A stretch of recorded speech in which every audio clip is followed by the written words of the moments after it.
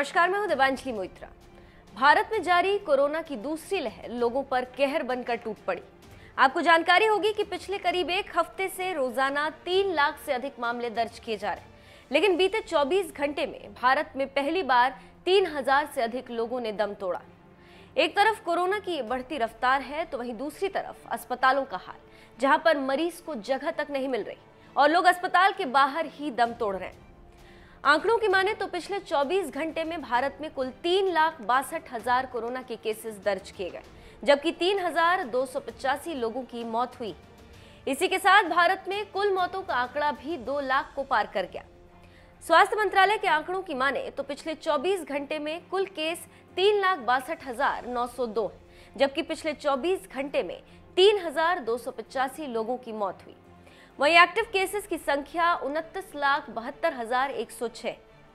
इसी बीच अब सरकार एक बार फिर लॉकडाउन के बारे में सोचने लगी और अब कोरोना के बढ़ते केसेस के बीच देश के कई जिलों में एक बार फिर लॉकडाउन लग सकता है। केंद्रीय स्वास्थ्य मंत्रालय की ओर से एक प्रपोजल तैयार किया गया है, जिसके तहत उन शहरों में लॉकडाउन लगाए जाने की सिफारिश की गई जहां कोरोना संक्रमण की दर 15% से अधिक है। इस दौरान सिर्फ जरूरी सेवाओं को छूट देने की सिफारिश की गई। जानकारी के मुताबिक ऐसे जिलों की संख्या देश में 150 के करीब हो सकती।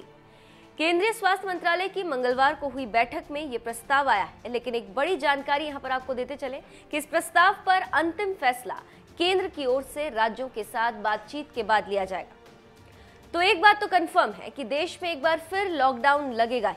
आपको जानकारी होगी कि देश में कोरोना के बढ़ते मामलों के कारण ऑक्सीजन का संकट खड़ा हो गया।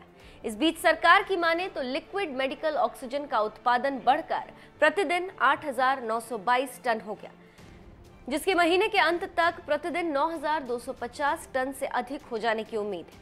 प्रधानमंत्री नरेंद्र मोदी को मंगलवार को एक उच्च स्तरीय बैठक में इस जीवन रक्षक गैस के बढ़ते उत्पादन के बारे में जानकारी दी गई। तो आप समझ सकते हैं कि लॉकडाउन क्यों लग रहा है और इसकी क्यों जरूरत पड़ी।